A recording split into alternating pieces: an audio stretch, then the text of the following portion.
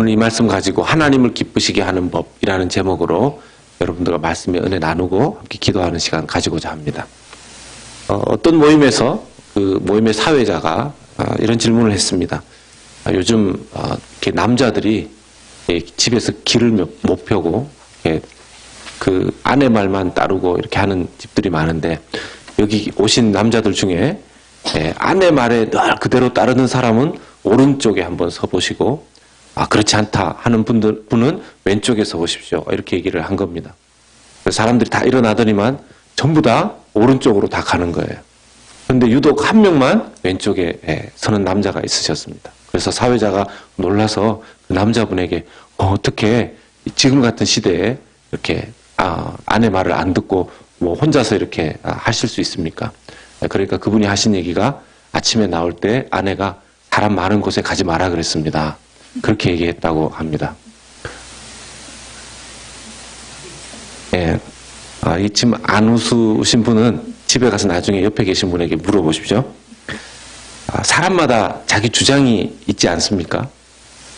뭐 어린 애도 자기 주장이 있고, 커서도 이게 뭐 청소년이 되면 자기 주장이 막 더 세지면서 사춘기 시절에는 자기 주장을 너무 강하게 한 나머지 어른들 또 가정에서 힘들게 하는 일도 가끔씩 있기도 합니다. 성경에 보면 그 누가복음 그 15장입니까? 유명한 탕자의 이야기도 너무 자기 주장이 강한 둘째 아들의 모습이 나오지 않습니까?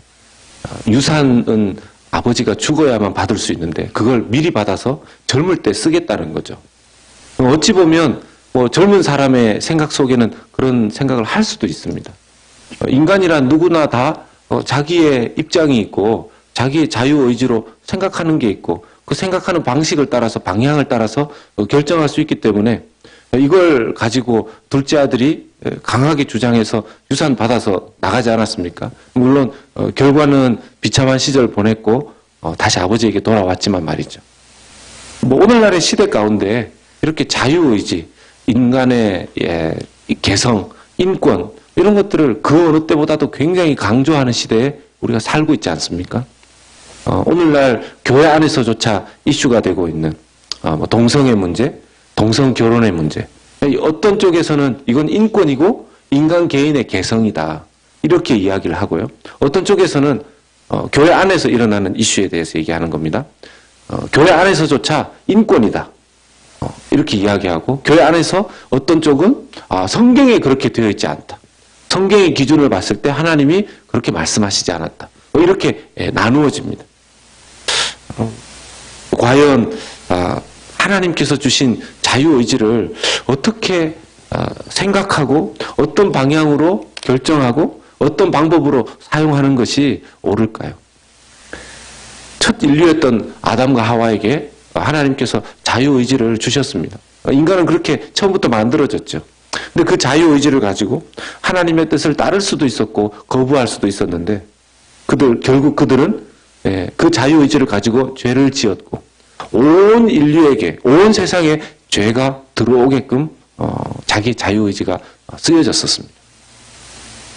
이 자유의지라는 것이 인간성에 있어서 굉장히 중요한 요소가 되는데, 이 인간의 개성이 인권으로서 존중되어야 하는 이 측면에서 우리가 어떻게 이 자유의지를 사용하는가, 이 부분은 우리의 신앙생활에 있어서 굉장히 중요한 부분이 됩니다. 왜냐하면 이것을 통해서 하나님을 기쁘시게 할 수도 있고 하나님 앞에 죄를 지을 수도 있고 하기 때문에 그렇습니다.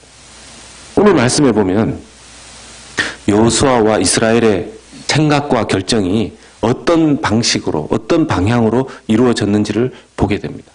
하나님께서 여호수아와 그 이스라엘 군대를 사용하시고 축복하시고 승리하게 하시는 요인에 그들의 자유의지, 그들의 생각이 어떻게 쓰여졌는지 우리가 알 수 있습니다. 지금 여호수아와 이스라엘 군대는 가나안 북부 지역 쪽에 있는 연합군과 전쟁을 하게 되었습니다. 그 전쟁에 연합군들, 북부 지방의 가나안 연합군들이 모여서 몰려오고 있는 이때에 하나님께서 미리 말씀하십니다. 여호수아 11장 6절 말씀에 여호와께서 여호수아에게 이르시되 그들로 말미암아 두려워하지 말라. 내일 이맘때에 내가 그들을 이스라엘 앞에 넘겨주어 몰살시키리니 너는 그들의 말 뒷발에 힘줄을 끊고 그들의 병거를 불사르라 하시니라. 정말 하나님께서 전쟁하기 전에 이런 말씀을 주시니 얼마나 마음에 든든하고 좋았겠습니까? 믿음이 생기는 거죠. 그런데 하나님께서 두려워하지 말라. 내가 그들을 이스라엘에게 넘겨주겠다. 승리하게 하겠다. 이 말씀까지는 너무 좋은데 그 뒷부분은 좀 아쉽다 하는 생각이 듭니다. 왜냐하면 너는 그렇게 몰살시키게 될 때 너희는 그들의 말 뒷발에 힘줄을 끊고 그들의 병거를 불사르라 이렇게 말씀을 하시는 겁니다. 그러면 이스라엘 백성들에게 말이 충분히 많았거나 이스라엘 백성들에게 병거가 너무너무 많아 넘치는 상황이라서 하나님께서 이런 말씀을 하시는 거면 좀 괜찮죠. 그런데 이스라엘 백성들에게도 말의 숫자는 부족했고 병거도 별로 없었습니다. 그런데 하나님께서 전쟁에서 이왕 이기게 하시면 말도 가지고 너희들이 다음 전쟁에 쓰고 병거도 다음 전쟁에 좀 써라. 이렇게 얘기하시면 역시 하나님은 지혜로우셔. 이런 생각이 들 텐데 이기게 하시는 건 좋은데 그 전쟁에서 얻은 말과 병거는 너희들이 가지지 마라. 말 힘줄 끊고 병거는 다 태워라. 이렇게 말씀을 하시는 부분에 있어서 이스라엘 백성들 중에서는 이 부분은 아쉽다 생각했을 것입니다. 여러분 우리도 그런 생각하지 않습니까? 이런 것들은 좀 받아서 잘 사용하면 되지 않을까요? 그게 좀 지혜 아닙니까? 하나님께서 너무 지나치게 가나안에서 나온 것들은 그냥 다 싫어해서 그런 걸까요? 하나님께서 이렇게 하시는 데는 이유가 있죠. 하나님은 이 가나안 입성하는 모든 전쟁의 과정들을 하나님과 함께하면서 하나님만 의지하여 승리하기를 지금 원하고 계시는 것입니다. 하나님께서 지휘하시고 하나님께서 작전 주시고 하나님께서 이기게 하시고 힘이 모자랄 때는 하늘에서 우박도 떨어지게 하시고 또 시간이 모자랄 때는 해도 붙들어 주시고 이런 놀라운 능력들을 하나님 베풀어 주시면서 모든 전쟁의 처음부터 끝까지 하나님께서 개입하시는 전쟁으로 인도하시기를 원하시는 것이죠. 그러다가 만약 전쟁에 자꾸 이기면서 적군의 말이 자기들에게 들어오면서 말의 숫자가 많아지고 적군의 그 병거들이 자기들에게 많아지게 될 때 이들이 하나님을 절대적으로 의지하던 그 생각과 그 방향에서 자기들이 가지고 있는 무기들과 말들의 숫자에 의지하게 될 것을 하나님께서 원하지 않으셨던 것입니다. 하나님께서는 이스라엘 왕을 세우게 될 때는 꼭 이런 점을 주의하라 하고 신명기 때 이미 주신 말씀이 있습니다. 신명기 17장 16절 말씀인데요. 그는 병마를 많이 두지 말 것이요 병마를 많이 얻으려고 그 백성을 애굽으로 돌아가게 하지 말 것이니 이는 여호와께서 너희에게 이르시기를 너희가 이후에는 그 길로 다시 돌아가지 말 것이라 하셨음이며 하나님께서 이스라엘의 왕에게 부탁하신 말씀입니다. 명령하신 말씀입니다. 병마를 많이 두지 말라는 거예요. 군사도 많이 가지지 말라고 이야기합니다. 자칫 잘못하면 그 병사를 많이 또 말을 많이 가지게 되는 것을 통해서 하나님 의지하기보다는 자기들의 힘을 불리는 것에 더 초점을 둘까 봐 하나님께서 염려하셔서 하신 말씀이셨습니다. 여호수아는 왕은 아니지만 이스라엘의 지도자로서 하나님의 말씀에 철저히 따르기를 하나님 원하셨던 것이죠. 모레알보다도 더 많은 북부군이라고 성경에 표현되어 있습니다. 모레알보다도 더 많은 어마어마하게 많은 군대이고 말과 병거라고 표현을 하는데 하나님께서 그건 내가 이기는 것이다. 내가 한다. 이렇게 얘기하시는 것이죠. 이 부분에 하나님께서 우리에게 말씀하실 때 우리의 생각과 자유의지를 초월하여 하나님의 말씀을 믿는 믿음이 우리에게 필요한 것입니다. 우리의 대부분의 염려, 우리의 대부분의 걱정 그 속에 우리가 해야 된다라는 것들이 참 많이 들어있는데요. 목회하는 저에게도 그런 생각들이 많이 듭니다. 하나님께 다 맡기십시오. 늘 자주 말하는 사람이 교회 안에서 목사 아니겠습니까? 그런데 목사님들이 모이거나 하면 제일 많이 하는 얘기가 뭐냐면 교회 걱정이에요. 교회가 이렇게 해서 걱정이고 교회가 저렇게 해서 걱정이에요. 말은 하나님께 다 맡겼습니다 얘기하면서 걱정은 목사님들끼리 모여가지고 그냥 단체로 다 하는 경우도 많습니다. 정말 그게 믿음인지 아닌지 돌아보게 되는 거죠. 여러분들은 어떠십니까? 모든 것이 하나님의 손에 있고 하나님께로부터 오지 않습니까? 믿으십니까? 우리가 이것을 믿는다고 말은 하고 이렇게 아멘 하는데 그게 정말 생각조차 그렇게 하냐는 거죠. 정말 우리의 자유의지조차 생각하는 방식, 우리가 생각하는 방식도 우리의 자유의지 아닙니까? 그 생각하는 방식조차도 그렇게 하고 있느냐라는 겁니다. 여호수아가 생각이 없어서 그런 것이 아니라 자기의 생각을 쳐서 하나님 앞에 굴복시키고 복종시키는 그런 일을 하나님 앞에 하고 있는 것이죠.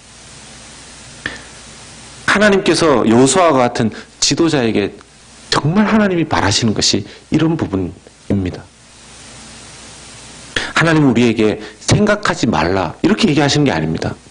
너 생각하지 마. 내가 주는 말씀대로 그냥 하면 돼. 하나님의 뜻은 그런 것은 아닙니다. 생각하지 마라. 그냥 이걸 보고 문외라고 하죠. 문외아처럼 그렇게 살아가라는 뜻이 아닙니다. 생각이 있지만 그 생각을 꺾으라는 거예요. 하나님 우리의 생각, 우리가 예수 그리스도에게 생각조차도 복종하기를 원하십니다. 고린도후서 10장 5절 말씀을 보면 같이 읽겠습니다. 하나님을 아는 것을 대적하여 높아진 것을 다 무너뜨리고 모든 생각을 사로잡아 그리스도에게 복종하게 되니 생각조차도 그리스도에게 복종하라는 것입니다. 생각조차도. 우리는 내 삶이 잘 안 됩니다. 내 삶이 참 하나님 앞에 순종이 잘 안 됩니다. 이야기할 때 우리의 행동이 하나님 앞에 순종하게 되지 않을 때 그 전 단계에서 뭐가 안 되고 있는 것이냐 하면 생각이 그리스도에게 복종되지 않는 거죠. 생각이.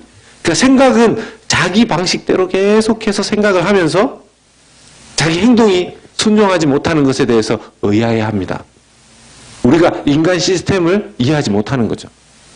생각부터 바뀌어야 합니다. 생각부터 바뀌어야 합니다. 생각이 바뀌지 않은 상태에서 행동만 바꾸는 것은 그것도 귀하죠. 이해도 안 되는데 행동으로 순종한다는 것 그것도 정말 귀한 겁니다. 그러나 생각부터 하나님 앞에 쳐서 복종시키는 것, 생각을 하나님 앞에 무릎 꿇리는 것, 이게 너무너무 중요한 것이죠. 하나님보다 높아진 것. 그럼 하나님보다 높아진 것이 그냥 내 생각 속에 하나님보다 높다 하는 그것이 하나님 앞에 높아진 생각만이 아니라 내가 내 분량에 넘치게 내가 어찌 할 수도 없는 것을 계속해서 생각하고 고민하는 것만으로도 하나님보다 높아진 것일 겁니다. 여호수아는 자기에게 주신 하나님의 말씀에 순종했습니다. 그리고 모세를 통해서 이스라엘에게 주신 말씀에도 순종했습니다. 여호수아 11장 12절 말씀에 여호수아가 그 왕들의 모든 성읍과 그 모든 왕을 붙잡아 칼날로 쳐서 진멸하여 바쳤으니 여호와의 종 모세가 명령한 것과 같았을 때.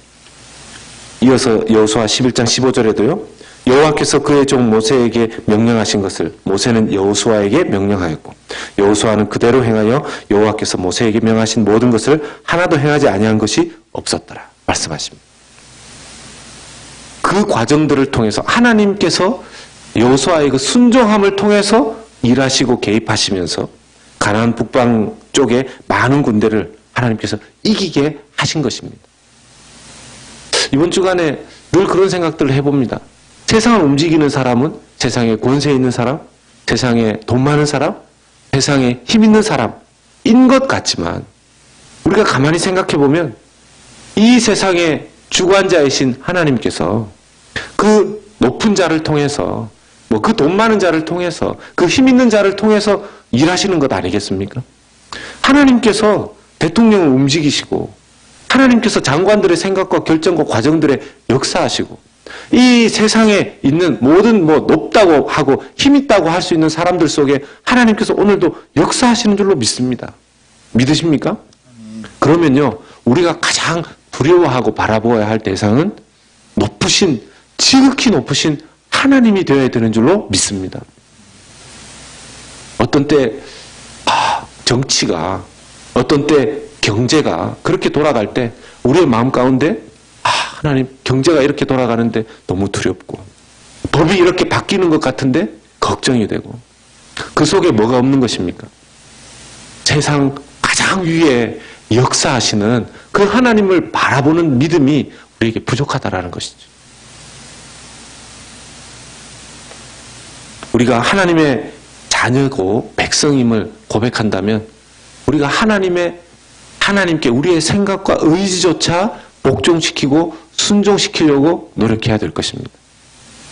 그 방법 중에 첫 번째가 마음을 열고 하나님의 말씀을 받아야 한다는 것이죠.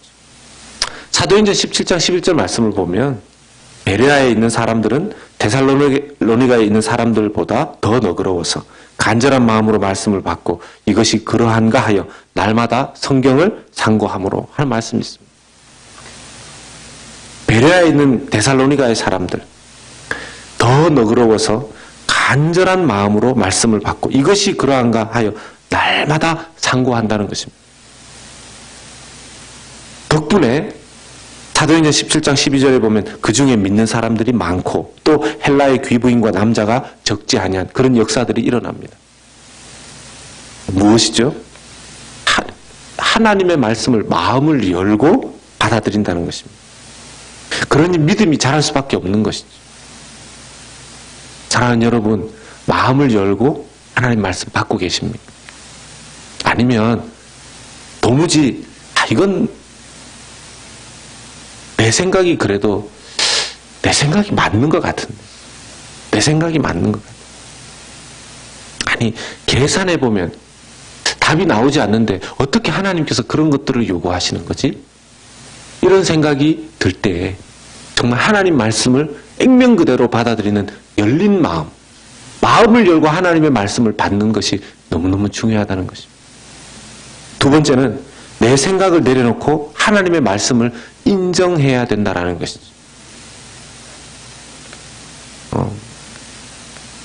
여러 가지 자기의 생각이 있을 수 있고 계획들이 있을 수 있습니다. 그런데 내 생각과 내 계획, 내 분석이 아무리 맞다고 생각되어진다 할지라도 하나님께서 주시는 말씀이 더 맞죠. 맞습니까? 저는 제 스스로 참 겸손하게 살려고 노력한다고 생각하는데 하나님께서 한 번씩 이렇게 말씀하십니다. 그럴 때 너 참 교만하다. 그렇게 말씀하실 때 제가 하나님 저 겸손해요. 보통 그렇게 대화가 오고 가면 하나님 그 다음 말씀이 없으세요. 우기기 시작하면 하나님도 별로 말씀 안 하시는 것 같아요. 그럴 때 제가 하나님 맞습니다. 교만합니다. 그런데 이왕이면 좀 더 구체적으로 좀 보여주시고 가르쳐 주십시오. 그러면 이제 그때부터 파노라마처럼 어느 부분이 교만한지 쭉 말씀해 주세요. 보여주시고.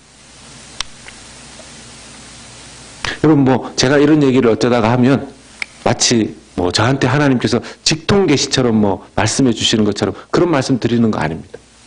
성령께서 하나님을 바라보며 묵상하는 가운데 우리의 마음에 빛과 같이 깨닫게 하실 때가 있지 않습니까? 오늘 새벽에도 막 열심히 기도하는데 하나님이 격려도 하시죠. 놀랍게 격려하시고. 그런데 또 오늘 한번 이렇게 저에게 말씀을 주시더라고요. 하나님 앞에 죄송합니다. 그렇습니다. 제 생각에는 이런 것 같은데 하나님 생각이 하나님 보시는 것이 맞습니다. 내 내 생각 내려놓는 것. 내 생각을 내려놓는 것이 하나님 말씀을 인정하는 진정한 자세인 줄로 믿습니다. 그게 되어야지만 하나님이 우리 안에 역사하십니다. 하나님의 말씀에 우리 스스로 우리 생각을 내려놓지 않는데 어떻게 하나님께서 우리의 삶 가운데 자유롭게 역사하시겠습니까? 세 번째는 순종이 제사보다 나음을 항상 기억하십시다. 순종이 제사보다 낫다는 것을 항상 기억하십시다. 사무엘상 15장 22절에 사무엘이 이르되 여호와께서 번제와 다른 제사를 그의 목소리를 청종하는 것을 좋아하심같이 좋아하시겠나이까. 순종이 제사보다 낫고 듣는 것이 순양의 기름보다 나으니. 사무엘이 사울 왕에게 하였던 말씀이죠. 순종이 제사보다 낫다는 것. 하나님께서 기뻐하시는 것. 여러분, 하나님께서 우리의 인생을 기뻐하셔야 우리의 인생이 하나님께서 주시는 축복을 누리는 삶으로 펼쳐지지 않겠습니까? 하나님께서 우리를 향해서 답답해하시고 기뻐하시지 않고 그러하다면 우리의 인생 가운데 우리 스스로 느껴지죠. 좀 여러분 이렇게 집안에서 공기가 좀 싸늘할 때 있지 않습니까? 이렇게 뭐 아빠 엄마가 서로 관계가 안 좋다거나 또 학교에서 아이가 시험을 쳤는데 이렇게 성적이 요즘 성적이 그 메일로 오는 게 아니라 인터넷에 이렇게 딱 옵니다. 인터넷만 열어보면 쉽게 이렇게 알 수 있어요, 그죠?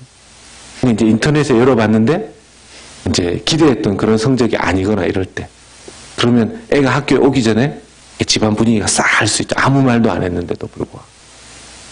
여러분, 인간들의 삶의 공간 안에서도 그런 일들이 있는데 하나님과의 관계 속에서 하나님을 기쁘시게 해드리지 않는데 우리가 느껴지지 않습니까? 감이 오지 않습니까? 하나님이 내 인생을 기뻐하시는지 아니면 그렇지 아니하신지. 하나님이 기뻐하시지 않는데 우리가 무슨 짓을 한들 어떤 은혜가 우리에게 있겠습니까? 이미 집안에서 그 아이의 잘못을 알고 그것에 대해서 마음이 안 좋은 부모님이 계신데 다른 걸로 그걸 해결해 보고자 아무리 노력해도 안 되는 거죠. 그 부분부터 먼저, 아니면 그게 무엇인지 모르겠으면 물어야죠. 부모님, 뭐 때문에 언짢아 하십니까? 그게 정직한 거 아니겠습니까? 그게 순종하려는 진짜 마음 있는 자녀의 자세 아니겠습니까? 우리 자신이 오늘 말씀에 여호수아가 이런 전쟁들을 해나가는 하나님께서 승리로 이끄시는 가장 중요한 요소 중에, 원리 중에 하나가 그가 하나님을 기쁘시게 해드리기 때문에. 근데 무엇으로 기쁘시게 해드립니까? 순종함을 통해서. 순종함을 통해서. 우리 자신이, 우리 교회 공동체가 하나님 앞에 순종하는 우리 자신, 우리 교회 공동체 되기를 소원합니다. 아멘.